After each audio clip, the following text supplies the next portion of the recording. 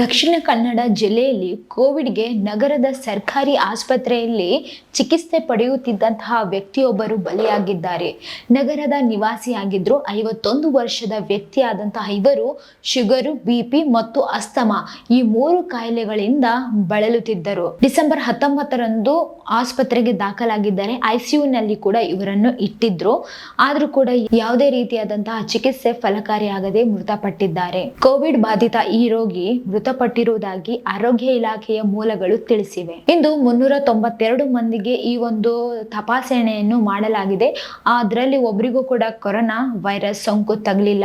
ಆಮೇಲೆ ಯಾರಲ್ಲಿ ಕೂಡ ಆ ಒಂದು ಸೋಂಕು ಕಾಣಿಸಿಲ್ಲ ಅಂತ ಹೇಳಿದ್ದಾರೆ. ಕೋವಿಡ್ ವೈರಸ್ ಸೋಂಕಿನಿಂದ 8 ಮಂದಿ ವಿವಿಧ ಆಸ್ಪತ್ರೆಗಳಲ್ಲಿ ಚಿಕಿತ್ಸೆಯನ್ನು ಪಡೆಯುತ್ತಿದ್ದಾರೆ.